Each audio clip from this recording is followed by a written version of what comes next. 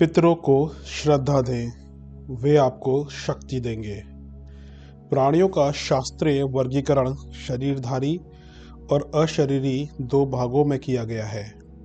अशरीरी वर्ग में पहले हैं पितर, दूसरे हैं मुक्त, तीसरे हैं देव, चौथे हैं प्रजापति। शरीरधारियों में पहले हैं उद्भिज, दूसरे हैं स्वेदज, तीसरे हैं अंडज और चौथे हैं जरायुज। जीवों के विकास क्रम को देखने से पता चलता है कि कितनी ही प्राचीन जीव जातियाँ लुप्त होती रहती हैं और कितने ही नए प्रकार के जीवधारी अस्तित्व में आते हैं। फिर देश काल के प्रभाव से भी उनकी आकृति और प्रकृति इतनी बदलती रहती है कि एक वर्ग को ही अनेक वर्गों का माना जा सकता है। फिर कितने ही जीव ऐसे हैं जिन्हें अनादिकाल से जनसंपर्क से दूर अज्ञात क्षेत्रों में ही रहना पड़ा है और उनके संबंध में मनुष्य की जानकारी नहीं के बराबर है। कुछ प्राणी ऐसे हैं जो खुली आंखों से नहीं देखे जा सकते। सूक्ष्मदर्शी यंत्रों से ही हमारी खुली आंखें उन्हें देख सकती हैं। इतने छोटे होने पर भी उनका जीवन क्रम अन्य शरीरधारियों से मिलता जुलता ही चलता रहता है। अपनी पृथ्वी बहुत बड़ी है, उस पर रहने वाले जलचर, थलचर, नभचर कितने होंगे, इसकी सही गणना कर सकना स्थूल बुद्धि और मोटे ज्ञान साधनों से संभव नहीं। केवल मोटा अनुमान ही लगाया जा सकता है, पर सूक्ष्मदर्शियों के साधारण एवं अतीन्द्रिय ज्ञान से साधारणतः अविज्ञात समझी जाने वाली बातें भी ज्ञात हो सकती हैं। ऋषियों की सूक्ष्म दृष्टि ने अपने समय में जो गणना की होगी उसे अविश्वसनीय ठहराने का कोई कारण नहीं, क्योंकि जीव शास्त्रियों की आद्यावधि खोज ने लगभग उतनी ही योनियां गिन ली हैं। इसमें कुछ ही लाख की कमी है, जो शोध प्रयास जारी रहने पर नवीन उपलब्धियों के अनवरत सिलसिले को देखते हुए कुछ ही समय में पूरी हो सकती है, वरन उससे भी आगे निकल सकती है। देखे और पहचाने जा सकने योग्य इन शरीरधारियों को मनीषियों ने 4 भागों में विभक्त किया है। पहला है उद्भिज, दूसरा है स्वेदज, तीसरा है अंडज और चौथा है जरायुज। उद्भिज वर्ग में पेड़ पौधे, लता, गुल्म, घास, अन्न, जड़ी बूटियों की गणना की जाती है। स्वेदज का मोटा अर्थ पसीने से उत्पन्न होने वाले जू आदि का नाम लिया जाता है, पर वस्तुतः यह शब्द मेरुदंड रहित प्राणियों के लिए प्रयुक्त होता है। कीट, पतंग, मक्खी, मच्छर, टिड्डी, तितली आदि इसी वर्ग में आते हैं। अंडज वे हैं जो अपने शरीर से अंडा ही उत्पन्न कर सकते हैं। बच्चा उनके शरीर में नहीं पलता, वरन अंडे में विकसित होता है और उसी को फोड़कर शरीरधारी बनता है। इस वर्ग में मछलियाँ, पक्षी, रेंगने वाले कीड़े आदि आते हैं। चौथे जरायुज, जिन्हें पिंडज भी कहते हैं, वे जो माता के साथ नाल तंतु से बंधे हुए उत्पन्न होते हैं। जन्म के समय ही जिनकी आकृति अपने जन्मदाताओं के अनुरूप होती है। मनुष्य और पशु इसी श्रेणी में गिने जा सकते हैं। यूं स्वेदजों में से भी अधिकांश अंडज ही होते हैं, पर उन्हें रीढ़ रहित या रीढ़ सहित होने के कारण पृथक वर्ग में गिना गया है। शरीरधारियों की 84 लाख अथवा उससे न्यूनाधिक कितनी ही जातियां क्यों ना हो, वस्तुतः उनका आरंभिक जन्म एक ही रासायनिक तत्व से हुआ है।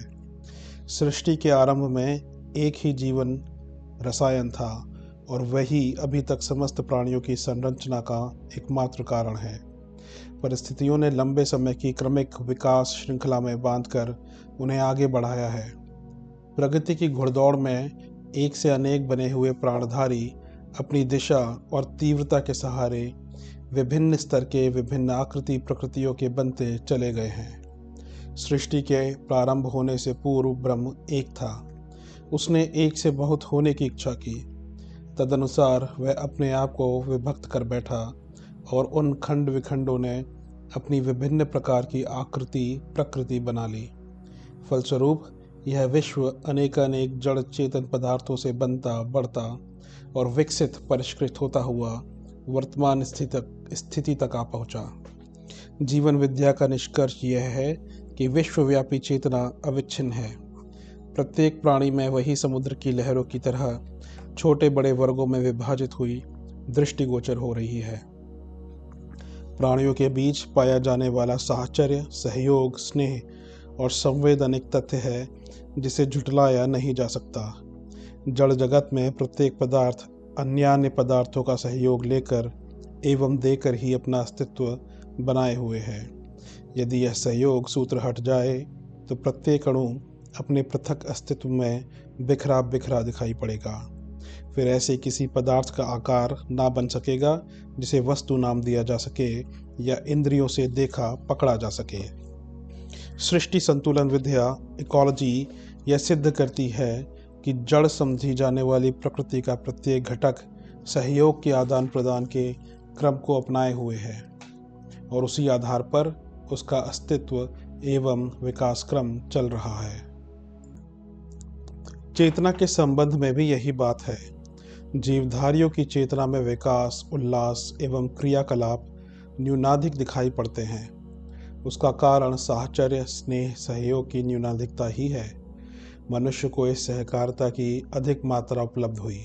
फलतः उसकी बुद्धि का विकास क्रम द्रुत गति से चला। इसी आधार पर उसने अन्य पदार्थों का अधिक अच्छा उपयोग करना सीखा। खड़े होने, बोलने, लिखने एवं सोचने की क्षमता बढ़ाई, परिवार तथा समाज का ढांचा खड़ा किया और क्रमिक गति से आगे बढ़ते हुए वर्तमान स्थिति तक जा पहुंचा। जिस प्रकार जीव रसायन के एक ही मूलाधार में अनेकानेक प्राणियों का जन्म एवं विकास हुआ है, उसी प्रकार एक ही चेतना तत्व जिसे प्राण कहते हैं, समस्त प्राणधारियों की चिंतन शक्ति का, आत्मा का मूलभूत आधार है। कपड़ा अनेक धागों से मिलकर बना होता है। चेतना के अनेक घटकों में मिला हुआ ही यह चेतन जगत है। अलग अलग प्राणी दिखाई पड़ते हुए भी वे एक ही महाप्राण के अविच्छिन्न अंग हैं। सभी घटों में एक ही संव्याप्त आकाश पृथक पृथक रूपों और सीमाओं में बंधा हुआ देखा जाता है। पृथक आत्मा वस्तुतः एक ही व्यापक आत्मा की भिन्न दिखने वाली पर वस्तुतः अभिन्न इकाई है। दृश्यमान अनेकता अपने मूल में अविच्छिन्न एकता को धारण किए हुए है। परब्रह्म साक्षी, दृष्टा, अचिंत्य एवं अनिवर्चनीय है। उसकी अनुभूति ही हो सकती है, व्याख्या नहीं। शरीरी और अशरीरी, स्थूल और सूक्ष्म कहे जाने वाले समस्त प्राणी उसी से उत्पन्न होते हैं और अंततः उसी में लय हो जाते हैं। जड़ और चेतन सृष्टि का परा और अपरा प्रकृति का सृजेता एवं अधिपति वही है। उसी ब्रह्म महासागर की लहरें हम विविध आकार प्रकारों में ज्ञान विज्ञान के माध्यम से अनुभव करते हैं। दिव्य योनियों के 4 वर्ग पितर, मुक्त, देव और प्रजापति हमारी तरह पंच तत्वों का दृश्यमान शरीर धारण किए हुए नहीं हैं।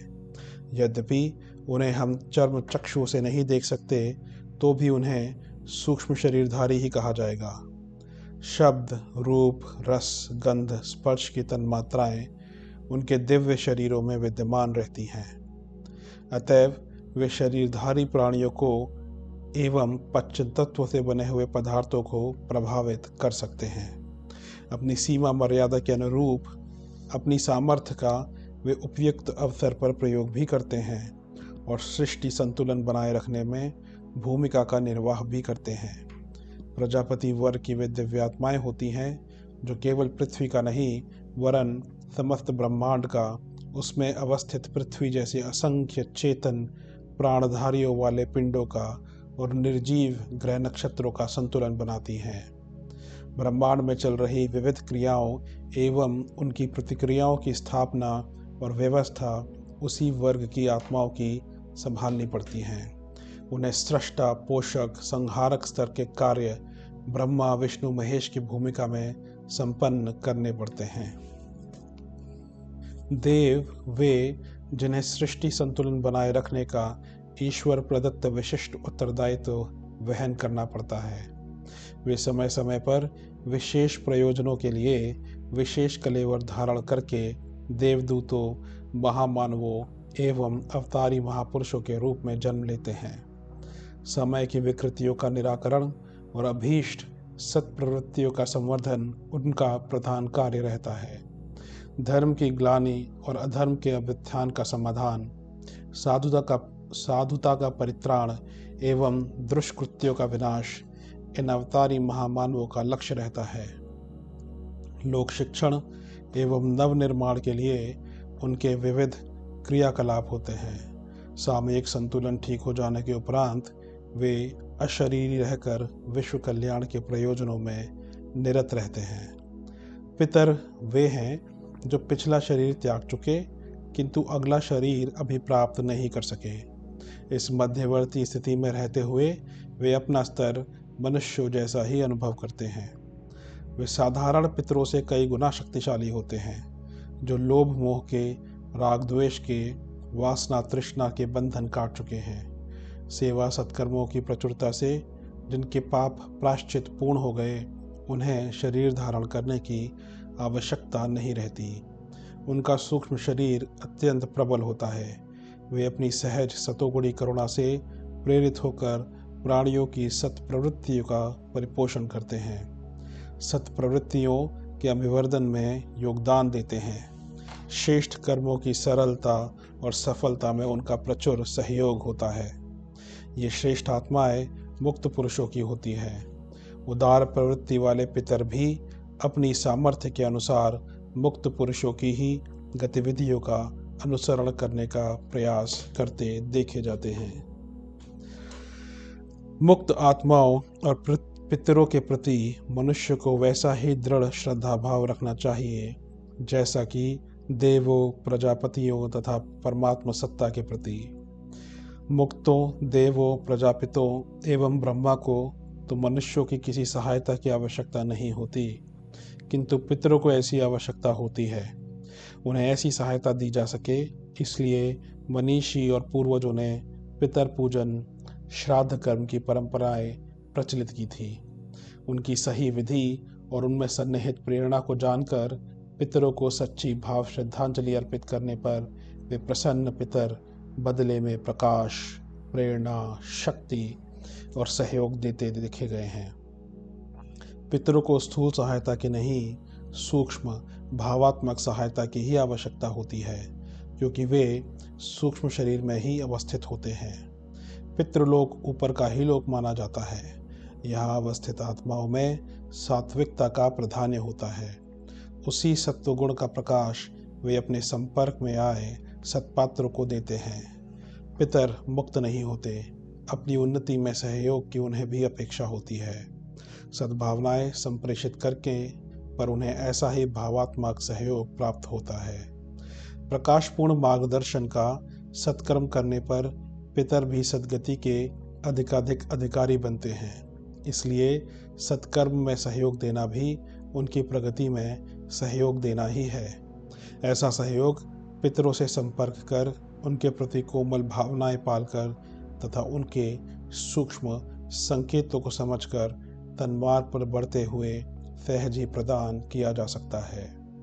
पितर पूजन, श्राद्ध और तर्पण का यही अर्थ एवं महत्व है।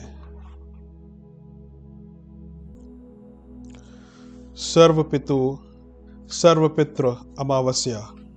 पितृपक्ष का हिंदू धर्म और हिंदू संस्कृति में बड़ा महत्व है। जो पितरों के नाम पर श्राद्ध और पिंडदान नहीं करता, वह सनातन धर्मी हिंदू माना ही नहीं जा सकता। हिंदू शास्त्रों के अनुसार मृत्यु होने पर मनुष्य का जीवात्मा चंद्रलोक की तरफ जाता है और ऊंचा उठकर पितृलोक में पहुंचता है। इन मृतात्माओं को अपने नियत स्थान तक पहुंचने की शक्ति प्रदान करने के लिए पिंडदान और श्राद्ध का विधान किया गया है। श्राद्ध में पितरों के नाम पर ब्राह्मण भोजन भी कराया जाता है।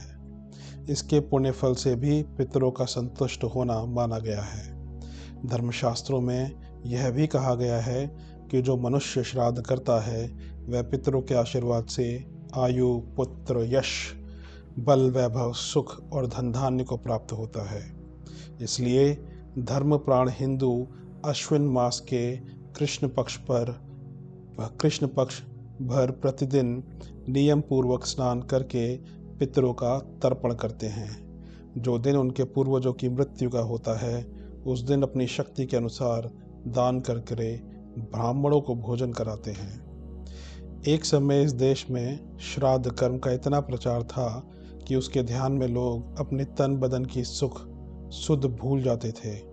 उन्हें बाल बनवाने, तेल लगाने, पान खाने आदि का भी अवकाश ना मिलता था। उसी बात के चिन्ह स्वरूप आज प्रायः सभी हिंदू, चाहे वे श्राद्ध करने वाले ना भी हो, इन कार्यों से पृथक रहना धर्मानुकूल मानते हैं। वैसे जिन लोगों के पिता स्वर्गवासी हो गए हैं वे अमावस्या तक, और जिनकी माता स्वर्गवासी हो गई हैं वे मातृ नवमी तक ना तो बाल बनवाते हैं और ना तेल लगाते हैं। पितरों का पिंडदान करने का सबसे बड़ा स्थान गया माना जाता है और जनता में ऐसी मान्यता है कि गया में पितरों को पिंडदान कर देने पर फिर प्रतिवर्ष पिंड देने की आवश्यकता नहीं रहती है। यह भी कहते हैं कि रामचंद्र जी ने गया आकर फल्गु नदी के किनारे अपने मृत पिता महाराज दशरथ का पिंडदान किया था। कुछ भी हो, इस प्रथा से इतना प्रत्यक्ष जान पड़ता है कि हिंदुओं की सभ्यता प्राचीन काल में काफ़ी ऊंचे दर्जे तक पहुंच चुकी थी और वे जीवित माता पिता की सेवा करना ही अपना परम धर्म नहीं मानते थे, वरन उनके मरण पर भी उनकी स्मृति रक्षा करना अपना पवित्र कर्तव्य समझते थे। इसके लिए उन्होंने 15 दिन का समय अलग कर दिया था। हिंदुओं की इस प्रथा की प्रशंसा अन्य लोगों ने भी की है। हिंदुस्तान के मुगल सम्राट शाहजहां ने अपने लड़के औरंगजेब को लिखा था, तुझसे तो हिंदू लोग ही बहुत अच्छे हैं, जो मरने के बाद भी अपने पिता को जल और भोजन देते हैं। तू तो अपने जीवित पिता को भी दाने पानी के लिए तरसा रहा है। इस विषय पर विशेष विचार करने से यही प्रतीत होता है कि पितृपक्ष का महत्व इस बात में नहीं है कि हम श्राद्ध कर्म को कितनी धूमधाम से मनाते हैं और कितने अधिक ब्राह्मणों को भोजन कराते हैं, वरन उसका वास्तविक महत्व यह है कि हम अपने पितामह आदि गुरुजनों की जीवितावस्था में भी कितनी सेवा, शुश्रूषा, आज्ञा पालन करते हैं। चाहे अन्य लोग इसका कुछ भी अर्थ क्यों ना लगाएं, पर हम तो यही कहेंगे कि जो व्यक्ति अपने जीवित माता पिता आदि की सेवा नहीं करते, उल्टा उनको दुख पहुंचाते हैं या उनका अपमान करते हैं, बाद में उनका पिंडदान और श्राद्ध करना कोरा ढोंग है, उसका कोई परिणाम नहीं। अगर हमारे श्राद्ध का फल पितरों तक सूक्ष्म रूप से पहुंचता भी है तो वह तभी संभव है जब हम सच्ची भावना और एकाग्रचित्त से उस कार्य को करें। जो लोग जन्म भर अपने माता पिता को हर तरह से कष्ट पहुंचाते रहे, उनको भला बुरा कहते रहे, वे किस प्रकार श्रद्धा और हार्दिक भावना से श्राद्ध आदि कर्म कर सकते हैं। माता पिता गुरुजनों के प्रति कृतज्ञता की भावना जीवन भर धारण किए रहना आवश्यक है। यदि इन गुरुजनों का स्वर्गवास हो जाए तो भी मनुष्य की यह श्रद्धा स्थिर रहनी चाहिए। इस दृष्टि से मृत्यु के पश्चात पितृयज्ञों में मृत्यु की वर्ष तिथि के दिन पर्व समारोहों पर श्राद्ध करने का श्रुति स्मृतियों में विधान पाया जाता है। श्रद्धा से श्राद्ध बना है। श्रद्धा पूर्वक किए कार्य को श्राद्ध कहते हैं। श्राद्ध से श्रद्धा जीवित रहती है। श्रद्धा को प्रकट करने का जो प्रदर्शन होता है वह श्राद्ध कहलाता है। जीवित पितरों और गुरुजनों के लिए श्रद्धा प्रकट करने के लिए उनकी अनेक प्रकार से सेवा, पूजा तथा संतुष्टि की जा सकती है, परंतु स्वर्गीय पितरों के लिए श्रद्धा प्रकट करने का, अपनी कृतज्ञता को अर्पित करने का कोई निमित्त बनाना पड़ता है। यह निमित्त है श्राद्ध। मृत पितरों के लिए कृतज्ञता के भावों का स्थिर रहना हमारी संस्कृति की महानता को प्रकट करता है। पितरों के सेवा सत्कार के लिए हिंदुओं ने वर्ष में 15 दिन का समय पृथक निकाल लिया है। पितृभक्ति का इससे उज्जवल आदर्श और कहीं मिलना कठिन है। श्रद्धा तो हिंदू धर्म का मेरुदंड है। हिंदू धर्म के कर्मकांडों में आधे से अधिक श्रद्धा तत्व भरा हुआ है। सूर्य, चंद्रमा, ग्रह, नक्षत्र, पृथ्वी, अग्नि, जल, कुआं, तालाब, नदी, मरघट, खेत, खलिहान, भोजन, चक्की, चूल्हा, तलवार, कलम, जेवर, रुपया, घड़ा, पुस्तक आदि निर्जीव पदार्थों की विवाह या अन्य संस्कारों में अथवा किन्हीं विशेष अवसरों पर पूजा होती रहती है। यहाँ तक कि नाली या घूरे तक की पूजा होती है। तुलसी, पीपल, वट, आंवला आदि पेड़ पौधे तथा गौ, बैल, घोड़ा आदि, हाथी आदि सभी पशु पूजे जाते हैं। इन पूजाओं से उन जड़ पदार्थों या पशुओं को कोई लाभ नहीं होता, परंतु पूजा करने वाले के मन में श्रद्धा एवं कृतज्ञता का भाव अवश्य उत्पन्न होता है। जिन जड़ चेतन पदार्थों से हमें लाभ मिलता है उनके प्रति हमारी बुद्धि में उपकृत भाव होना चाहिए और उसे किसी न किसी रूप में प्रकट करना ही चाहिए। यह श्रद्धा भाव ही तो है। मरे हुए व्यक्तियों का श्राद्ध कर्म से कुछ लाभ है कि नहीं, इसके उत्तर में यही कहा जा सकता है कि होता है, अवश्य होता है। संसार एक समुद्र के समान है जिसमें जल कणों की भांति हर एक जीव है। विश्व एक शिला है, जो व्यक्ति एक परमाणु, जीवित या मृत आत्मा इस विश्व में मौजूद है और अन्य समस्त आत्माओं से संबंध है। संसार में कहीं भी अनीति, युद्ध, कष्ट, अनाचार, अत्याचार हो रहे हो तो सुदूर देशों के निवासियों के मन में भी उद्वेग उत्पन्न होता है। जाड़े और गर्मी के मौसम में हर एक वस्तु ठंडी और गर्म हो जाती है। छोटा सा यज्ञ करने पर भी उसकी दिव्य गंध व भावना समस्त संसार के प्राणियों को लाभ पहुंचाती है। इसी प्रकार कृतज्ञता की भावना प्रकट करने के लिए किया हुआ श्राद्ध समस्त प्राणियों में शांतिमयी सद्भावना की लहरें पहुंचाता है। ये सूक्ष्म भाव तरंगे तृप्तिकारक और आनंददायक होती हैं। सद्भावना की तरंगे जीवित और मृत सभी को तृप्त करती हैं, परंतु अधिकतर भाग उन्हीं को पहुंचता है जिनके लिए वह श्राद्ध विशेष प्रकार से किया गया है। स्थूल वस्तुएं एक स्थान से दूसरे स्थान तक देर से और कठिनाई से पहुंचती हैं, परंतु सूक्ष्म तत्वों के संबंध में यह बात नहीं है। उनका आवागमन आसानी से हो जाता है। हवा, गर्मी, प्रकाश और शब्द आदि को बहुत दूरी पार करते हुए विलंब नहीं लगता। विचार और भाव इससे भी सूक्ष्म है। वह उस व्यक्ति के पास जहाँ पहुँचते हैं जिसके लिए वे फेंके जाएं।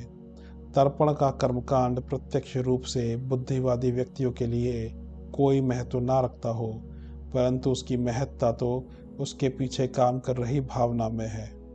भावना ही मनुष्य को असुर, पिशाच, राक्षस, शैतान, महापुरुष, ऋषि, देवता और महात्मा बनाती है। इसी के द्वारा मनुष्य सुखी, स्वस्थ, पराक्रमी, यशस्वी तथा महान बनते हैं और यही उन्हें दुखी, रोगी, दीन, दास और तुच्छ बनाती है। मनुष्य और मनुष्य के बीच में जो जमीन आसमान का अंतर दिखाई देता है वह भावना का ही अंतर है। यही कारण है कि हमारे पूर्वजों ने अपनी धार्मिक कर्मकांडों का माध्यम इसी महान शक्ति को बनाया था। यह भाव शक्ति निकल जाए तो समस्त धार्मिक क्रियाएं व्यर्थ, नीरस एवं निष्प्रयोजन हो जाएंगी। श्रद्धा के अभाव में यज्ञ करना और भट्टी जलाना एक समान है। तब देवमूर्तियों और बालकों के खिलौने में, शास्त्र श्रवण और कहानी कहने में, प्रवचनों और ग्रामोफोन के रिकॉर्डों में कोई अंतर ना रह जाएगा। अश्रद्धा एक दावानल है जिसमें ईश्वर, परलोक, कर्मफल, धर्म, सदाचार, दान, पुण्य, परोपकार, प्रेम एवं सेवा सहायता पर से विश्वास उठता है और अंत में अश्रद्धालु व्यक्ति अपनी छाया पर अपने आप पर भी अविश्वास करने लगता है। भौतिकवादी नास्तिक दृष्टिकोण और धार्मिक आस्तिक दृष्टिकोण में प्रधान अंतर यही है।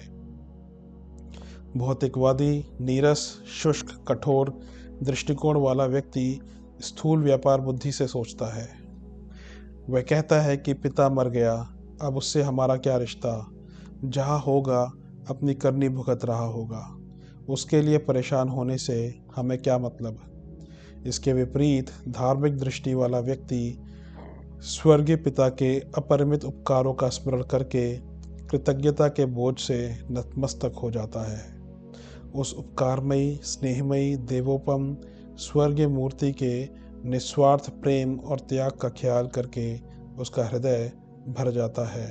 उसका हृदय पुकारता है, स्वर्गीय पितृदेव, तुम सशरीर यहाँ नहीं हो, पर कहीं ना कहीं इस लोक में आपकी आत्मा मौजूद है। आपके ऋण भार से दबा हुआ मैं बालक आपके चरणों में श्रद्धा की अंजलि चढ़ाता हूँ। इस भावना से प्रेरित होकर वह बालक जल की एक अंजलि भरकर तर्पण करता है। हिंदू अपने पितरों के प्रति श्रद्धा, कृतज्ञता प्रकट करने और उनके प्रति अपनी भावनाओं को समर्पित करने के लिए वर्ष में 15 दिन का समय निकालते ही हैं। श्राद्ध को केवल रूढ़ि मात्र के रूप में ही पूरा नहीं कर लेना चाहिए, वरन पितरों के द्वारा जो हमारे ऊपर उपकार हुए हैं उनका स्मरण करके उनके प्रति अपनी श्रद्धा और भावना में वृद्धि करनी चाहिए। साथ साथ अपने जीवित वयोवृद्धों को भी न भूलना चाहिए। उनके प्रति भी आदर, सत्कार और सम्मान के पवित्र भाव रखने चाहिए। श्राद्ध में ब्राह्मणों को अन्न, वस्त्र, पात्र आदि का दान दिया जाता है। इसमें ध्यान देने योग्य बात यह है कि जिस व्यक्ति विशेष को आप जो वस्तुएं दान रूप में दे रहे हैं वे शीघ्र ही उसके काम आने वाली हो, उसकी आवश्यकताओं की पूर्ति करने वाली हो। ऐसा ना हो कि आप रुपया खर्च करके दान दें और वे वस्तुएं उसके घर पर लंबे समय तक बिना काम के ही पड़ी रहें। यह बात युक्ति संगत नहीं दिखती कि यदि किसी वृद्ध या वृद्धा की मृत्यु हो तो वृद्ध या वृद्धाओं को ही भोजन कराया जाए या दान दिया जाए, या विधवा का स्वर्गवास होने पर विधवाओं को ही दान दिया जाए। आवश्यकता को देखकर ही दान की महत्ता और लाभ सिद्ध होता है। भोजन कराते समय निर्धन विद्यार्थियों को फीस आदि के लिए ध्यान रखना चाहिए। पितरों के लिए दिए गए दान द्वारा उनके जीवन का उत्थान होगा तो उनकी अंतरात्माओं से आपके पितरों के प्रति शांतिदायक सद्प्रेरणाएं निकलेंगी। इसी प्रकार के सत्कार्यों में योग देने के लिए दान के अन्य उपाय सोचे जा सकते हैं। पितरों को सच्ची श्रद्धा दी जाएगी, उन्हें तृप्त रखा जाएगा तो वे निश्चय ही शक्ति, प्रकाश, मार्गदर्शन, प्रेरणा, सहयोग एवं भावात्मक अनुदान देंगे।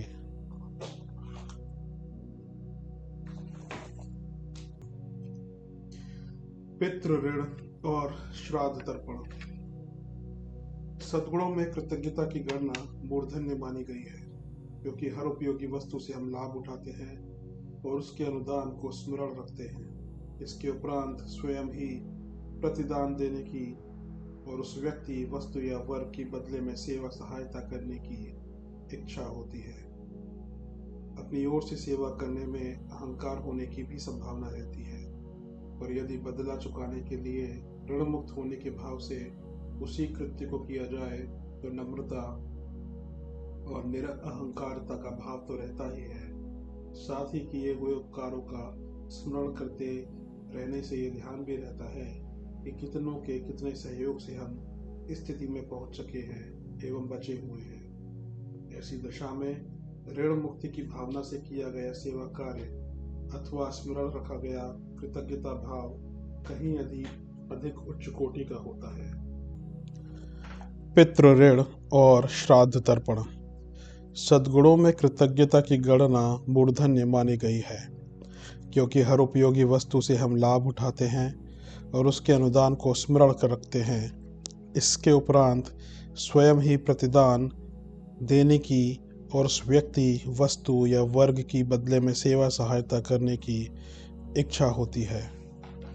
अपनी ओर से सेवा करने में अहंकार होने की भी संभावना रहती है, पर यदि बदला चुकाने के लिए ऋण मुक्त होने के भाव से उसी कृत्य को किया जाए तो नम्रता और निरहंकारता का भाव तो रहता ही है।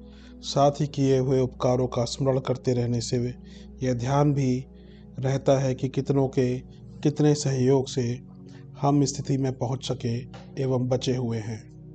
ऐसी दशा में ऋण मुक्ति की भावना से किया गया सेवा कार्य अथवा स्मरण रखा गया कृतज्ञता भाव कहीं अधिक उच्च कोटि का होता है। परमार्थ कृत्यों से उनके साथ जुड़ी हुई भावना का बहुत महत्व है।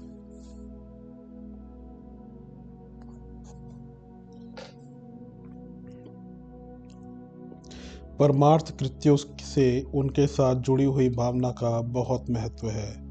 दान तिरस्कार पूर्वक, विवशता की स्थिति में अहंकार पूर्वक, विज्ञापन के निमित्त, प्रतिफल के लिए, छल के लिए, अनेक भावों के रूप में हो सकता है। आत्मलाभ या पुण्य फल उसी भाव से होता है जिस भाव से कृत्य किया गया है। देखने में तो चिड़ी मार, मछली मार सर्वप्रथम दानी की भूमिका निभाते हैं, पर उनका उद्देश्य दूसरा ही होता है। अतएव विश्लेषण करने वाले उद्देश्य को ही महत्व देते हैं। साथ ही आत्मा और परमात्मा के दरबार में भी उनकी गणना भाव स्तर के अनुकूल ही होती है। इसलिए परमार्थ कृत्य करते समय अपनी कामना का उल्लेख नहीं किया जाता, वरन ईश्वर समर्पण की भावना से ही किया जाता है। इस भाव की अभिव्यक्ति एक दोहे से होती है। मेरा मुझ में कुछ नहीं, जो कुछ है सो तोर, तेरा तुझको सौंपते क्या लागत है मोर। कृतज्ञता की स्मृति में प्रत्यक्ष पितृ ऋण है, क्योंकि शरीर को उन्हीं ने पाला, पोसा, बड़ा किया और योग्य बनाया एवं आश्रय दिया है। उन्हीं की प्रत्यक्ष सेवा से हम इस योग्य बन सके हैं जिसमें आज हैं। इसलिए पितृ ऋण को प्रमुखता देते हुए उनको स्मरण रखने के लिए नित्य प्रातःकाल चरण वंदन का नियम है। अभिवादन न्यूनतम तर्पण है। इसमें माता पिता ही नहीं, उनकी समान आयु या स्तर के सभी लोग समझे जा सकते हैं। बड़े भाई को भी पितृतुल्य माना गया है। ये सभी प्रकारांतर से गुरुजन हैं। इनका जीवित अवस्था में नित्य प्रति नमन वंदन का नियम है। जो पितृगण दिवंगत हो चुके हैं उनके लिए श्राद्ध तर्पण का विधान है। श्रद्धांजलि पूजा उपचार का सरलतम प्रयोग है। अन्य उपचारों में वस्तुओं की ज़रूरत पड़ती है। वे कभी उपलब्ध होती हैं, कभी नहीं, किंतु जल ऐसी वस्तु है जिसे हम दैनिक जीवन में अनिवार्यतः प्रयोग करते हैं। वह सर्वत्र सुविधापूर्वक मिल भी जाता है। पुष्पांजलि आदि श्रम साध्य श्रद्धांजलियों में जलांजलि को सर्वसुलभ माना गया है। उसके प्रयोग में आलस्य और अश्रद्धा के अतिरिक्त और कोई व्यवधान नहीं हो सकता। इसलिए सूर्य नारायण को अर्घ्य, तुलसी वृक्ष में जलदान, अतिथियों को अर्घ्य तथा पितरों को तर्पण का विधान है। प्रश्न यह नहीं कि इस पानी की उन्हें आवश्यकता है या नहीं, प्रश्न केवल अपनी अभिव्यक्ति भर का है। निर्धारित मंत्र बोलते हुए गायत्री महामंत्र में अथवा बिना मंत्र के भी जलांजलि दी जा सकती है। यही है उनके प्रति पूजा अर्चा का सुमगतम विधान। शास्त्रीय भाषा में इसे तर्पण कहा जाता है। इसमें यह तर्क करने की गुंजाइश नहीं है कि यह पानी उन पूर्वजों तक या सूर्य तक पहुंचा या नहीं। इसके पीछे अपनी कृतज्ञता भरी भावनाओं को सींचते रहने की अभिव्यक्ति की ही प्रमुखता है। इसलिए उसे किसी पर एहसान करने के लिए नहीं, वरन अपनी निज की श्रद्धा को सींचते रहने के लिए किया जाते रहना चाहिए। पितृ ऋण को चुकाने के लिए दूसरा कृत्य आता है श्राद्ध। श्राद्ध का प्रचलित रूप तो ब्राह्मण भोजन मात्र रह गया है, पर बात ऐसी नहीं है। वस्तुतः अपने साधनों का एक अंश पितृ प्रयोजनों के निमित्त ऐसे कार्यों में लगाया जाना चाहिए जिससे लोक कल्याण का प्रयोजन भी सकता हो। ऐसे श्राद्ध कृत्यों में समय की आवश्यकता को देखते हुए वृक्षारोपण जैसा कार्य हो सकता है, जिसे ब्रह्मभोज से भी कहीं अधिक महत्व का माना जा सके। किसी व्यक्ति को भोजन करा देने से उसकी एक समय की भूख बुझती है, दूसरा समय आते ही फिर वह आवश्यकता जग पड़ती है। उसे कोई दूसरा व्यक्ति कहाँ तक कब तक पूरा करता रहेगा। कोई व्यक्ति अपंग, मुसीबतग्रस्त या लोक सेवी नहीं है तो उसे मुफ्त में भोजन कराते रहने के पीछे किसी उच्च उद्देश्य की पूर्ति नहीं होती, मात्र लकीर पीटने जैसी चिन्ह पूजा की परंपरा ही निभती है। इससे अच्छा यह है कि श्राद्ध रूप में ऐसे वृक्ष लगाए जाएं जो किसी न किसी रूप में प्राणियों की आवश्यकता पूरी करते हों। अपने पास कृषि योग्य भूमि से थोड़ी भी ज़मीन बचती हो, कम उपयोगी हो, तो उसमें आम, पीपल, महुआ आदि के वृक्ष लगा देने चाहिए। बेर, अमरूद तो और भी कम जगह में लग सकते हैं। यदि अपने पास ज़मीन ना हो तो किसी की भी सरकार की ज़मीन में भी वृक्षारोपण इस शर्त पर हो सकता है कि उसका स्वामित्व ज़मीन मालिक का ही रहे। केवल सींचने, रखवाली करने आदि की जिम्मेदारी अपने कंधे पर लेकर दूसरों की ज़मीन में वृक्ष लगा देने में भी पुण्य फल की प्राप्ति ही हो सकती है। वृक्ष वायु शोधन करते हैं, छाया देते हैं, फल फूल भी देते हैं। हरे पत्ते पशुओं का भोजन बन सकते हैं। सूखे पत्तों से ज़मीन को खाद मिलती है। लकड़ी के अनेक उपयोग हैं। वृक्षों से बादल बरसते हैं, भूमि का कटान रुकता है, पक्षी घोंसले बनाते हैं, उनकी छाया में मनुष्यों, पशुओं को विश्राम मिलता है। इस प्रकार वृक्षारोपण भी एक उपयोगी प्राणी के पोषण के समान है। वृक्षों की भांति ही जलाशयों के निर्माण का भी उपयोग है। तालाबों में हर साल वर्षा के पानी के साथ मिट्टी भर जाती है और उनकी सतह ऊंची हो जाने से कम पानी समाता है, जो जल्दी ही सूख जाता है। इन्हें यदि हर साल श्रमदान से गहरे करते रहा जाए तो पशुओं को पानी, सिंघाड़ा, कमल जैसी बेलें तथा तल में जमने वाली चिकनाई मिट्टी से मकानों की मरम्मत हो सकती है। मंदिर, धर्मशाला तो कोई बिरले ही धनी मानी बना पाते हैं, किंतु उद्यान और जलाशय बनाने, साफ करने का काम ऐसा है जिसे अपने मित्र पड़ोसियों के साथ मिलजुल कर पूरा किया जा सकता है और साथ ही उनसे किसी न किसी रूप में लाभ भी उठाया जा सकता है। इस प्रकार उपयोगी काम वे भी कर सकते हैं जो धन खर्च करने की स्थिति में तो नहीं है, पर जो शरीर से स्वस्थ हैं और श्रमदान के रूप में पूर्वजों के प्रति कृतज्ञता का भाव चरितार्थ करते रहने की स्थिति में तो है ही। गांव के कच्चे रास्तों की टूट फूट होती रहती है, ऊंच नीचे खड्डे बनते रहते हैं। पड़ोसी किसान उस रास्ते की ज़मीन को तोड़कर अपने खेत में मिलाते रहते हैं। इस प्रकार रास्ते छोटे और ऐसे बेतुके हो जाते हैं कि उनमें से निकलने वाले मनुष्यों या जानवरों को चोट लगती है, मोच आती है। बैलगाड़ियाँ टूटती उलटती रहती हैं। इन कठिनाइयों को दूर करने के लिए पूर्वजों के श्राद्ध रूप में रास्तों की मरम्मत का काम भी श्रमदान के रूप में किया जा सकता है। इस प्रकार की समाज सेवा के कार्यों से जीवित या दिवंगत पितृगण निश्चय ही प्रसन्न होंगे। अपने कृतज्ञता भाव को जीवित रखने का पुण्य परमार्थ तो प्रत्यक्ष ही मिलता रहेगा। श्राद्ध तर्पण का प्रयोजन। श्राद्ध पितरों के नाम पर किए जाते हैं और उनमें दान पुण्य किया जाता है। इस निमित्त उनके साथ तर्पण, पिंडदान आदि कर्मकांड भी जोड़ दिए गए हैं। वर्ष में जिस तिथि में पितरों की मृत्यु हुई हो उस दिन भी श्राद्ध किए जाते हैं और अश्विन के कृष्ण पक्ष में भी। चूंकि उन दिनों कन्या का सूर्य होता है, इसलिए कन्यार्क का अपभ्रंश कनागत भी प्रचलित हो गया है। पूर्वजों या गुरुजनों द्वारा किए गए उपकारों के प्रति कृतज्ञता प्रकट करना और उसके वार्षिक ब्याज को चुकाना वार्षिक श्राद्ध है, चाहे यह मरण वाली तिथि को किया जाए या अश्विन के कृष्ण पक्ष में। उपकारी का प्रत्युपकार करना सामान्य मनुष्य धर्म है। धर्म कर्तव्य के प्रति श्रद्धा बनाए रहना श्राद्ध है। अंत्येष्टि संस्कार के उपरांत जो 13 दिन बाद श्राद्ध आता किया जाता है, उसमें स्वावलंबी उत्तराधिकारी पूर्वजों की छोड़ी संपत्ति को उनकी धरोहर मानकर उनकी सद्गति के लिए ही परमार्थ प्रयोजनों में लगा देते हैं। मात्र असमर्थ आश्रित ही उसे निर्वाह में काम में लाते हैं। दान का परिणाम लोक और परलोक दोनों में ही होता है।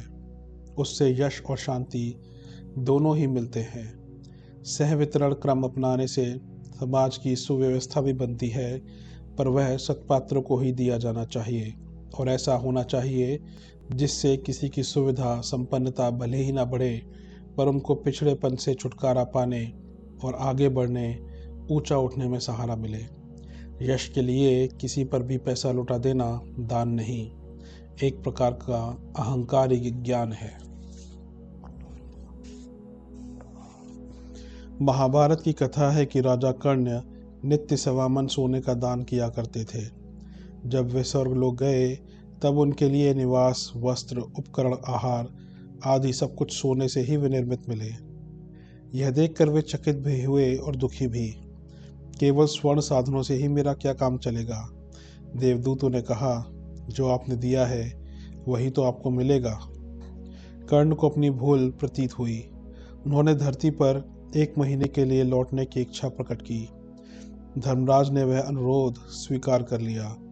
वापस आते ही उन्होंने ज्ञान दान और अन्नदान के लिए अधिकारी पात्र तलाश किए तथा अपने कृत्य का सदुपयोग किया। अवधि पूरी करके वे फिर स्वर्ग गए तो जीवन उपयोगी सभी सामग्री उन्हें उपलब्ध हुई। आत्मिक प्रगति के लिए सबसे महत्वपूर्ण तथ्य है श्रद्धा। श्रद्धा में शक्ति भी है। वह पत्थर को देवता बना देती है और मनुष्य को नर से नारायण स्तर तक उठा ले जाती है। किंतु श्रद्धा मात्र चिंतन या कल्पना का नाम नहीं है, उसका प्रत्यक्ष प्रमाण भी होना चाहिए। यह उदारता, सेवा, सहायता, करुणा आदि के रूप में ही हो सकती है। इन्हें चिंतन तक सीमित न रखकर कार्य रूप में परमार्थपरक कार्यों में ही परिणत करना होता है। यही सच्चे अर्थों में श्राद्ध है। उपकारी के प्रति कृतज्ञता का, प्रत्युपकार का भाव रखना भावना क्षेत्र की पवित्रता एवं उत्कृष्टता का प्राणवाहन चिन्ह है। इसके लिए धनदान आवश्यक नहीं। समय, धन, श्रमदान, भावदान भी असमर्थता की स्थिति में इसी प्रयोजन की पूर्ति करते हैं। इन्हीं सब बातों पर विचार करते हुए भारतीय धर्म परंपरा में श्राद्ध कर्म की महत्ता बताई गई है। सत्पात्र ना मिलने या अपनी आर्थिक स्थिति अच्छी ना होने की स्थिति में इसे जलांजलि देकर तर्पण के रूप में भी संपन्न किया जा सकता है। यह सोचना उचित नहीं कि जो मर गए उन तक हमारी दी हुई वस्तु कैसे पहुंचेगी।